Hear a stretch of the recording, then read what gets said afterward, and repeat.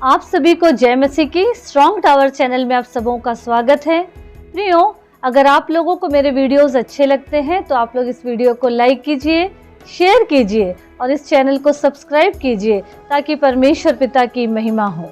प्रियो, वचन में जाएं इससे पहले हम कुछ बातों को समझें और अपने जीवन को परखें कि क्या हम प्रभु की आज्ञा में हैं, क्या हम प्रभु जो हमसे बोल रहे हैं उसको सुन रहे हैं, क्या परमेश्वर की बात हम इग्नोर करके अपनी ही बातों को तो नहीं रख रहे हैं उनके सामने।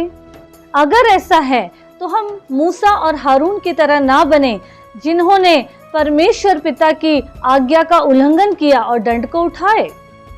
कैसे? अगर हम गिनती उसका 20, 10, 11 पढ़ेंगे तो उसमें क्या लिखा है? जब इजरायली लोग प्यास से तड़प रहे थे तब परमेश्वर ने मूसा से क्या कहा कि तू जा चट्टान से बातें कर। लेकिन उन्होंने क्या किए? मूसा और हारून ने अपना बड़बोलापन किए, अपना घमंड दिखाए कि क्या हमको इस चट्टान से तुम्हारे लिए पानी निकालना पड़ेगा। उसके बावजूद भी उन्होंने चट्टान से बातें करने की बजाय चट्टान पर लाठी मारी, वो भी 2 बार। पानी फिर भी निकला, लोगों ने अपनी प्यास को बुझाए प्रियो, लेकिन वहां पे परमेश्वर उनसे नाराज हो गया। और वो नाराजगी का वजह ये था कि दोनों भाई कनान देश पहुंचने के पहले ही परमेश्वर ने उनको इस दुनिया से ही हटा दिया।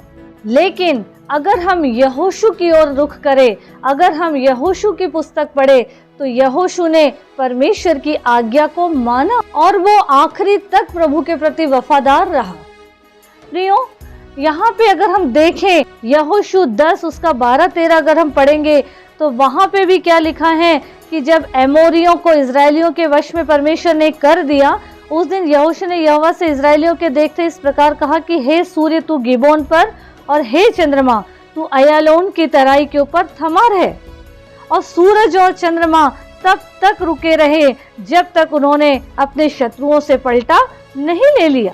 अगर हम वचन से देखें कि परमेश्वर पिता ने हमें आज्ञा को दिए हैं और क्या आज्ञा दिए हैं जो हमें मानना है। अगर हम व्यवस्था विवरण 30 उसका 15-16 पढ़ेंगे तो वहाँ क्या लिखा है? सुन, आज मैंने तुझको जीवन और मरण, हानि और लाभ दिखाया है, क्योंकि मैं आज तुझे आज्ञा देता हूँ कि अपने परमेश्वर यहोवा से प्रेम करना और उसकी आज्ञा, विधि और नियमों को मानना, जिससे तू जीवित रहे और बढ़ता जाए और तेरा परमेश्वर यहोवा उस देश में जिसका अधिकारी होने को तू जा रहा है तुझे आशीष दे। प्रियो, अगर हम परमेश्वर के निकट आते हैं तो परमेश्वर भी हमारे पास आएंगे। वो हमें कभी नहीं छोड़ते, कभी नहीं त्यागते। हम मनुष्य ढीठ बनकर अपने जीवन को उनसे अलग कर लेते हैं और दुखों को उठाते हैं। और अगर हम अपने जीवन को बदलकर प्रभु की आज्ञा में चलेंगे तो हमारे जीवन में प्रभु की दया बनी रहेगी। और अगर हम 2 कुरिन्थियों 5:17 से पढ़ेंगे तो वहाँ क्या लिखा कि सो यदि कोई मसीह में है तो वह नई सृष्टि है, पुरानी बातें बीत गई, देखो वे सब नई हो गई।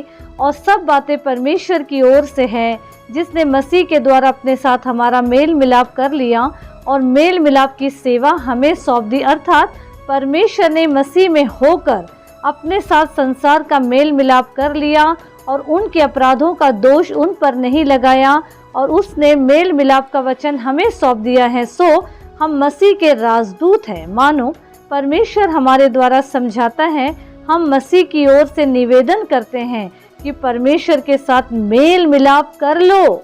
जो पाप से अज्ञात था, जिसको पाप के बारे में कुछ जानकारी नहीं थी, उसी को उसने हमारे लिए पाप ठहराया कि हम उसमें होकर परमेश्वर की धार्मिकता बन जाएं। यहाँ परमेश्वर का प्यार है जिन्होंने हम गुनहगार अपराधों के पापियों के लिए अपने पुत्र को भी न्यौछावर कर दिया। जो कुछ उसने दुखों को उठाया है, जब मनुष्य उसकी ओर इग्नोर कर रहा है, उसकी ओर ध्यान नहीं दे रहा है, तो जाहिर है परमेश्वर का कोप हम मनुष्य के ऊपर होके ही रहेगा। परमेश्वर का क्रोध हमारे जीवन पर बना रहेगा। इसीलिए जबकि हम नए सृष्टि बन चुके हैं तो हमको प्रभु के साथ आगे बढ़ना है। प्रियो, प्रभु के साथ अपने रिश्तों को गहरा करना है और जो कुछ प्रभु की आज्ञा है उसमें रहकर अपने जीवन को गुजारना है और जिस उद्देश्य से परमेश्वर ने इस पृथ्वी पे लाए हैं उसको पूरी करिए और प्रभु के राज के फैलाव की वजह बनते चले जाइए। ताकि हमारे जीवन से कई लोगों की ज़िंदगी बच जाए। प्रभु यीशु मसीह इस वचन के द्वारा हम सबों को आशीषित करे। आमीन आमीन।